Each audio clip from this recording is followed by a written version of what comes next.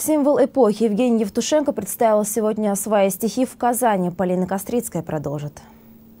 Послушать поэта, который больше, чем поэт, Евгения Евтушенко, который стал символом эпохи. Казанцы собрались заранее. Однако дождались его выступления только самые стойкие. Евгений Евтушенко ехал из другого города и задержался почти на 2,5 часа. Выступление Евгения Евтушенко превратилось в настоящий мастер-класс для молодых казанских поэтов. Оно проходило в совершенно свободной, неформальной обстановке. Евгений Евтушенко вышел не на сцену, а прошел на пространство перед сценой и, сидя, попросил казанских поэтов выступить, прочитать ему свои стихотворения. И даже дал несколько профессиональных советов. Нет, осторожно, грамматику можно иногда и ломать, даже, но когда это оправдано. Проект «Литературные дворики» в Казани – это своего рода возрождение литературных встреч 60-х. И сегодня площадка перед университетом превратилась в своего рода политехнический институт, где читали свои стихи поэты-шестидесятники. Это моя молодость, когда я была молодой девушкой, Евтушенко мы зачитывались, особенно казанские университеты, поэтому это моя молодость. И вообще это живой классик. Для меня это прежде всего воспоминание о тех замечательных временах, когда поэзия была тем, что все любили.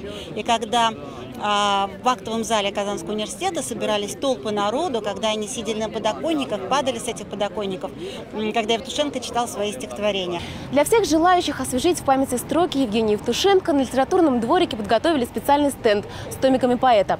Среди них и поэма Евтушенко «Казанский университет». Поэтому место встречи с ним было выбрано не случайно – двор Казанского университета. Евгению Евтушенко рассказали о проекте «Литературные дворики», а он, в свою очередь, еще раз доказал то, что поэт в России больше, чем поэт. И поделился с казанцами своими мыслями по поводу международной обстановки. Я считаю, что самая страшная перспектива, которую нужно избежать человечеству, это религиозные войны.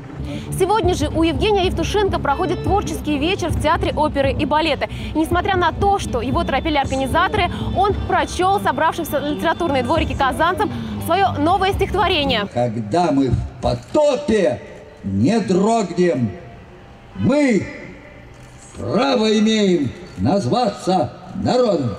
Спасибо. В заключение Евгений Евтушенко напомнил, что следующий год будет годом литературы. И он готовит 2 мегапроекта. Это будет 2 больших поэтических вечера в Москве и Санкт-Петербурге. После чего Евгений Евтушенко вместе с друзьями-поэтами планирует отправиться в поэтический тур от Калининграда до Чукотки. И, конечно же, обязательно посетит Казань. Полина Кострицкая, Петр Шамбазов, Александр Лобанов, столица.